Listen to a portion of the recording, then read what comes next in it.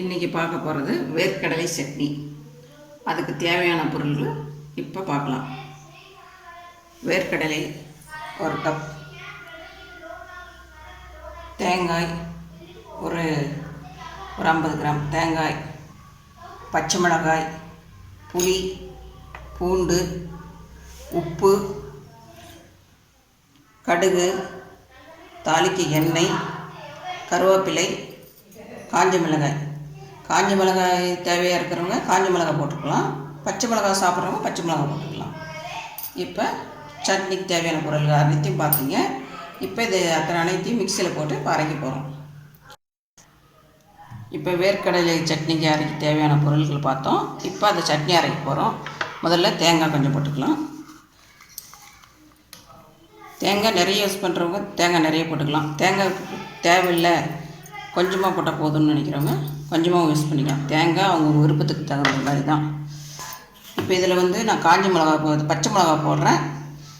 பச்சை மிளகா தேவைப்படாதவங்க காஞ்ச மிளகா யூஸ் பண்ணிக்கலாம்.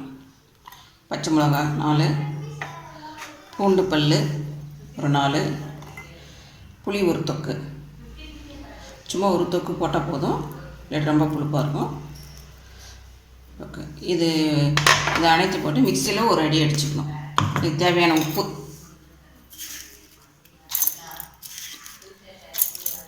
இப்போ இந்த மிக்சியில் ஒரு குறைன்னு அரைச்சிக்கணும். அதுக்கப்புறம் தான் வேர்க்கடலையை போடணும்.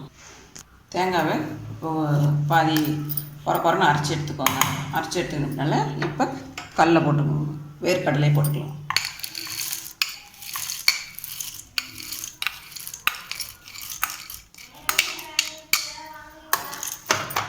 வேர்க்கடலை போட்டு கொஞ்சோண்டு தண்ணி ஊற்றிக்கணும். இப்போ தண்ணி ஆட் பண்ணிக்கணும்.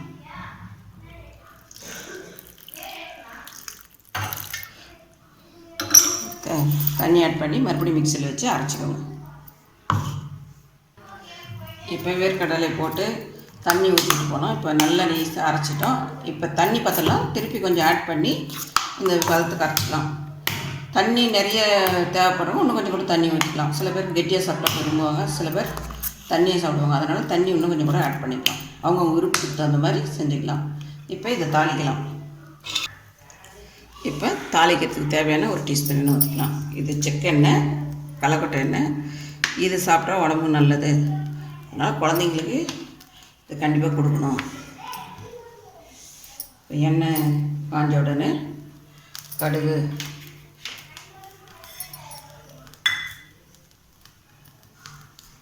இப்போ எண்ணெய் ஆயில் காஞ்சிடுச்சு. இப்போ கடுகு போடுறேன். கடுகு பொரிஞ்ச உடனே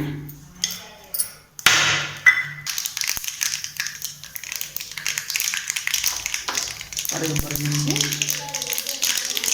இப்போ ஸ்டவ் ஆஃப் பண்ணிவிட்டு கருவேப்பிலை போட்டுக்கலாம். கருவேப்பிலை போட்டுட்டு